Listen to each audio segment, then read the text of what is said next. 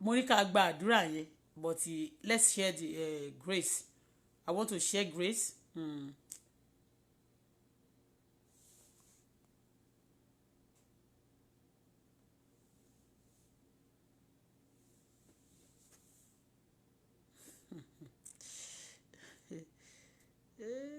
Ẹ jẹ́ ká share grace. I was I don't know. Could they go 4 hours? They just, I don't know what happened actually. Don't let me say they flag it. Ó kàn round up ni ó dẹ̀ ṣe. But we need to share grace. Maybe because people don't share. Actually, people don't. Wọ́n feel love síbẹ̀. Wọ́n ní love yẹn máa ń jẹ́ kó má lè flag àbí nǹkan kan bẹ́ẹ̀. But yẹ dẹ̀ rí pé gbogbo nǹkan tá a ṣe lénìí is prayer, pure prayer ni. Is prayer.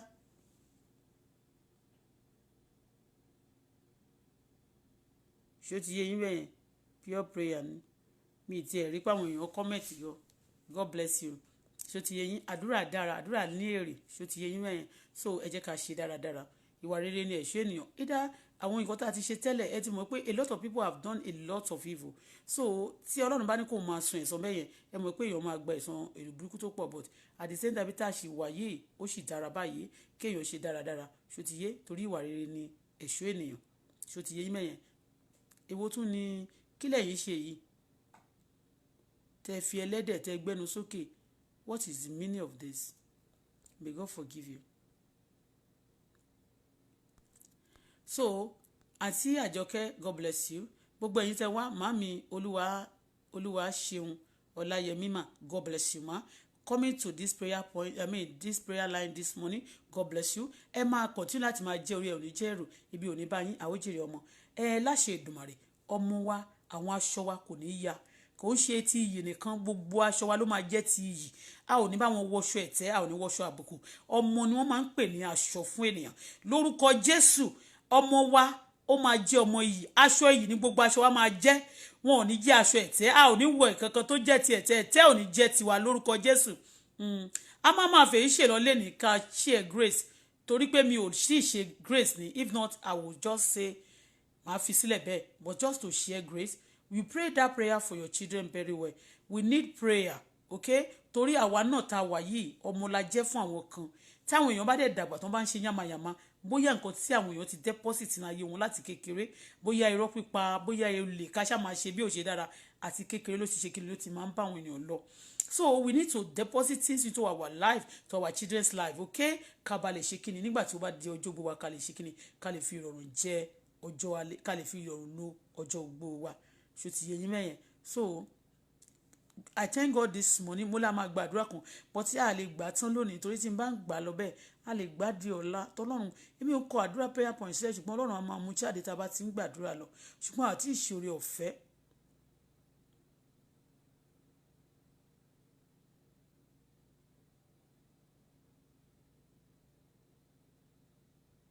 àti ìṣòro ọ̀fẹ́ mo gbàdúrà ní orúkọ Jésù Ọlọ́run tó dá ayé àti ọ̀run mo fi yìn fún yín mo fi ọpẹ́ fún yín mo fi ọlá fún yín mo ṣe yín ní ọba nítorí pé ẹ dá gbogbo ọba ayé kò sí ẹnìkankan tó sì dá ẹ̀yin ẹ tóbi gan ẹ lágbára gan ẹ ṣe jàǹjàǹjà ẹ ṣe jọ̀ǹjọ̀ǹjọ̀ ẹ tóbi ẹ lágbára ẹ mímọ́ mi ò mọ bí mo ṣe lè yìn yín tó ẹ tóbi bàbá ẹ lágbára ẹ̀yin lẹ ní gbogbo agbára ayé àti ọ̀run kò sí ẹni tí èmi lè fi yín wé láyé kò sí ẹni tó lè bá yín dọ́gba ìwọ ni Ọlọ́run òtítọ́ o Ọlọ́run òdodo òpábídà sọ́bídé eyín tòótọ́ ni yín ọba tó ń gbọ́ àdúrà ọba tó ń ṣàlàyé ayé mi fún mi ọba tó ń fi ara mi wọ̀n mi tó ń fi ènìyàn wọ̀n mi bákan náà èmi fún ara mi mi ò mọ́ra mi ṣùgbọ́n Ọlọ́run fún ara mi ó fi ara mi wọ̀n mi ó ní àdúrà àti báyìí ni mo nídìí fún ayé mi ó ní bàbá nígbà tí mi ò rí mi ò gbọ́ inspiration yẹn rí pé bàbá mi ló sọ fún mi pé àwọn fẹ́ ọkùnrin obìnrin ló wá ó ní kí ló tó jọ mí tó wá jọkùnrin ó wá sọ̀rọ̀ rejection ní ọjọ́ náà lọ́hùn ṣùgbọ́n nígbà tó di òru òní Ọlọ́run ní ó tú àkókò tó bá tú àkókò kó lá bọ́ àjàgà náà kúrò àjàgà ní ọ̀rọ̀ búburú tó ń sọ sínú ayé àwọn ènìyàn Olúwa mo dúpẹ́ nítorí pé ẹ bọ́ àjàgà búburú kúrò ní ayé mi ẹ bọ́ kúrò ní ayé àwọn olólùfẹ́ mi kúrò ní ayé ọmọ mi Ọlọ́run mi ò mo dúpẹ́ fún yín mo gbé yín ga tí èmi bá ní ẹgbẹ̀rún àwọn kò tó fún oore yín I thank you because I shall not die but live to the glory of God mi ò ní kú lọ́mọdé o mo dúpẹ́ pé ìrònúpìwàdà nítòótọ́ kò sí nínú ìsà òkú. Mo dúpẹ́ tẹ́ pé ẹ jẹ́ kí ó wá bá mi nínú ìsà òkú kan sọ pé kò rí solution sí. Mo dúpẹ́ pé ẹ̀yin ni Ọlọ́run solution tẹ́ fi jẹ́ kí n gba àwọn àdúrà kan lóru òní. Olùgbàlà ẹ ṣé Magabo Sotayama. Bàbá mi ò ṣé o, Ọlọ́run mi ò ṣé, olùgbàlà ò ṣé, ọba tó dá ayé àti ọ̀run, ọba tó mọ̀ mí, ọba tó dá mi sí, ọba tó dá gbogbo àwọn olólùfẹ́ mi sí, ọba tó fún mi ní àwọn ènìyàn, ọba mi tó yí ìpín mi padà, tó yí àyànmọ́ mi padà sí rere, ọba mi tó gbọ́ àdúrà mi, ọba mi tó ṣàánú fún mi, Ọlọ́run tó ní ìmọ̀, tó ní ọgbọ́n, tó ní òye, tó sì wá fún mi ní ọgbọ́n àti ìmọ̀ tí bá ti wọnú àti àdúrà lọ, tó máa ń bá mi sọ̀rọ̀ náà tí kò sọ pé ta lè léyìí. Ọlọ́run mo máa dúpẹ́ tó fẹ́ mi o. Lord, I worship you. I give you praise for the children you have given unto me, for what my son have even done to me. Thank you because you want me to experience it. So that when people have that problem, I'll be able to pray for them. I'll be able to use my own as a sample. You said that is why you allow those things to happen. You give me that another inspiration that you allow it purposely because you want to use me to visit, to bless, to pray for some people that face the same challenges, that face the same problem, that so that I can tell them that God has done it for me before. He can do it again. You said that's why you did it for me. You did it that way. You write my pattern that way. Ọlọ́run mo mọ̀ pé nítòótọ́ ó nà mí, ó fi ayé mi ya pattern tó wù ẹ́. Nígbà tó mọ̀ mí amọ̀kòkò náà, nígbà tó mọ̀ mí kò dùn mọ́ mi, kò dùn rárá, kò rọ́ọ̀sì, ó pain mi, mo ní àpá, bẹ́ẹ̀ ni mo sunkún, wọ́n yọ̀ mí nítòótọ́ orí, ṣùgbọ́n kí n má bẹ̀rù, kí n má sì fòyà. Ó ní ẹni tó bá fomi jẹ́ gbúrúgbìn yóò fi ayọ̀ ká.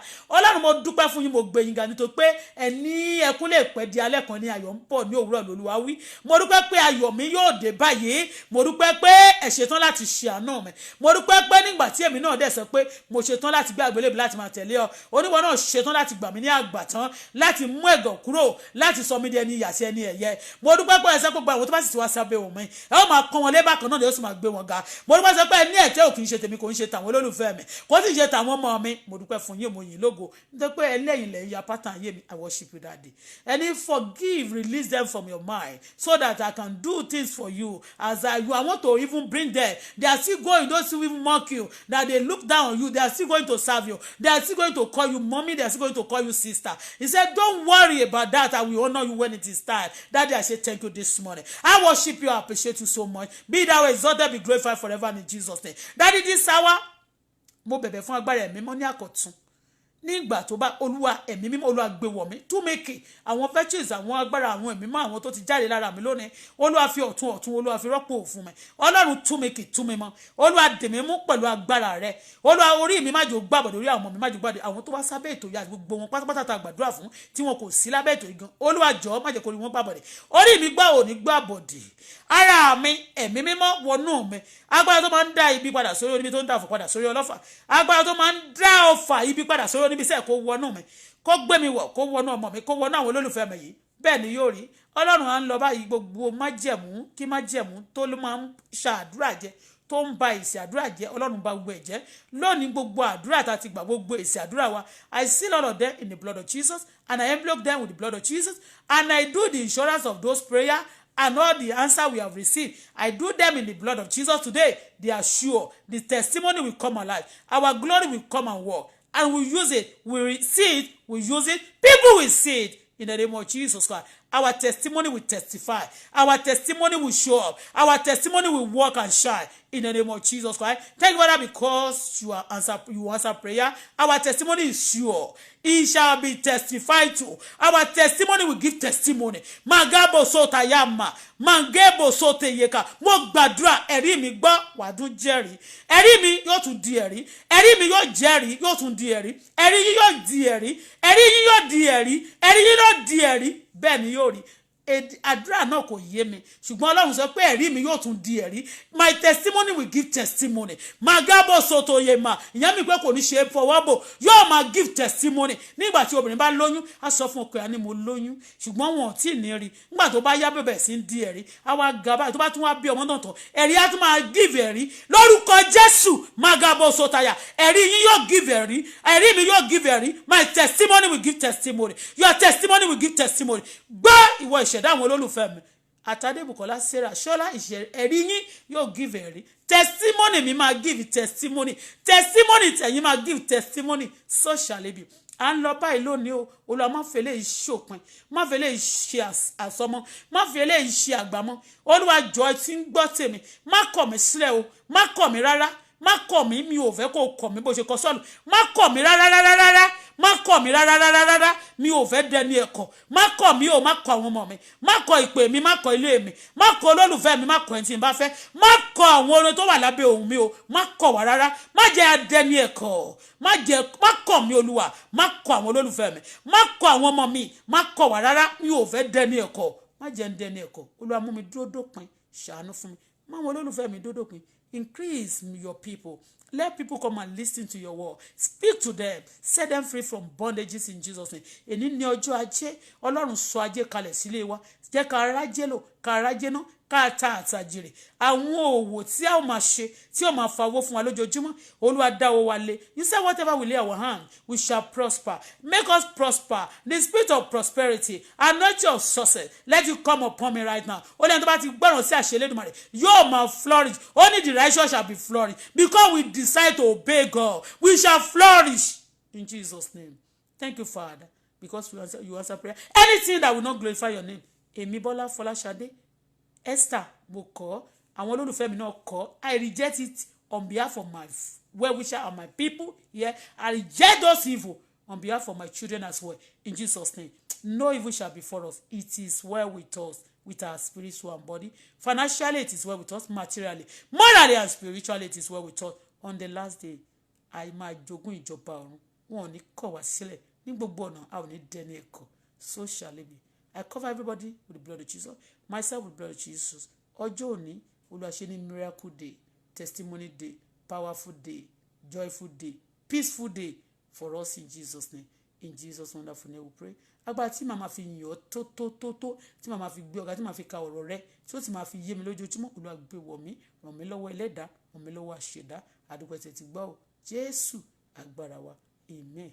May the grace of our Lord Jesus Christ, love of God, fellowship of Holy Spirit be with us now forevermore. Amen. Surely goodness and mercy, success and favor shall follow us all the days of our life. We shall dwell in the house of the Lord forever and ever. Amen. We shall be like a tree planted by the riverside that bring forth in the fruit in the season. Our leaves shall never wither. Whatever we lay our hands shall prosper. The name of the Lord is strong to us. The righteous unto it, they are saved. Myself, daughter, run into it. We are all safe in Jesus' name. As mountains surrounded Jerusalem, O God Almighty, please surround my life, my children's life, my people's life, with blessing, with favor, with good people, with joy, with testimony, with power, both now and forevermore. Amen. Amen. Amen. In Jesus' name. 7. Hallelujah. Hallelujah. Hallelujah. Hallelujah. Hallelujah. Hallelujah. Hallelujah. Hallelujah. Amen. Amen. And say, God bless you. Ẹ ò ní fọwọ́ yín gbọ́mọ sí. Ẹ ò ní wọ́wọ́ tí ẹ ò ní ná owó kan sàlẹ̀ àpò. Ojú ò ní tì yín, ẹ ò ní kú lọ́mọdé. Àbúrò ní bá gbogbo yín o. Gbogbo yín tẹ́ wá sábẹ́ ètò yìí láàárọ̀ yìí. Hallelujah ni. Ẹ ó máa kígbe hallelujah. Ariwo ayọ̀ la máa ń gbọ́ ní àga àwọn olódodo. Ariwo ayọ̀ lẹ́yìn máa ń bá wọn pa. Ẹ ò ní pariwo ẹkún, ẹ ò ní pariwo òṣè, ẹ ní gbé ìgbé ayé camouflage. Real life lẹ́ máa gbé, á sì tẹ́ yín lọ́rùn. Ọlọ́run yóò sọ ayé yìí, á sọ bí ọ̀run, á ṣe bí ọ̀run fún yín, yóò tẹ́ yín lọ́rùn, yóò ṣe ayé yìí bí àlùjànnà, yóò ṣe bí paradise fún yín láyé. Ẹ tún wá fi ìjọba ọ̀run ní ọjọ́ kẹyìn ẹ fi ṣèrè jẹ. So shall it be. Èmi àti ẹ̀yin ní kẹyìn a ó fi ìjọba ọ̀run ṣèrè jẹ. Ojú ò ní pọ́n wa mọ́, ìyà ò ní jẹ wá mọ́. Níbi tí a ti ṣe mistake, ọ̀run sọ àṣìṣe wa di ìyanu. Àṣìṣe wa láti òní ló ti di ìyanu. Bye bye for now. Love you guys. Remain blessed. Yes, tẹ́ bá fẹ́ bá mi, ẹ jẹ́ bá mi rajà. Ẹ pè mí o, ẹ fún mi lówó, ẹ ṣàánú fún mi. Bẹ́ẹ̀ ni. Ẹni tó bá ti ṣàánú, dandan ni kó ràánú gbà. Àǹtí mi Kem, God bless you. God bless you, àǹtí. Ẹ ní sọmọ nù, ẹ ó jèrè ọmọ, ẹ ò ní ṣe lásán, ẹ ó dàgbà, ẹ ò ní dàgbà ìyà. Ọlọ́run ti pè yín, kò ní kọ̀yìn sílẹ̀. Ẹ ti ń dán o, ẹ ò ní ṣá lórúkọ Jésù. Mọ́mì mi tẹ́ wà láti London yẹn, Ọláyẹmí, God bless you more success, more blessing in the name of Jesus Christ. Orí yóò ní gbàbọ̀dé o, ẹ ò ní wàwà jáàmù, ẹ ò ní pẹ̀lú àwọn tó máa rí bi ní ọdún yìí. Ní ọdún tó ń bọ̀ náà, pàápàá ire ni Ọlọ́run máa fi tẹ́lẹ̀ ọdún náà fún yín. Títí di ọdún náà, àní gbogbo ọdún tẹ́ ò lò láyé, ire lẹ́ ò máa rí. Bẹ́ẹ̀ ni ẹ ò ní rí ìbànújẹ́ because a ti ṣe insurance nínú ẹ̀jẹ̀ Jésù. It is well with you ma. Everybody ni mo kí ẹ̀yin tí mi ò dárúkọ, ẹ má bínú. I love all of you guys. I love you. God bless you. God bless you. Remain blessed. Love you guys. Bye bye for now.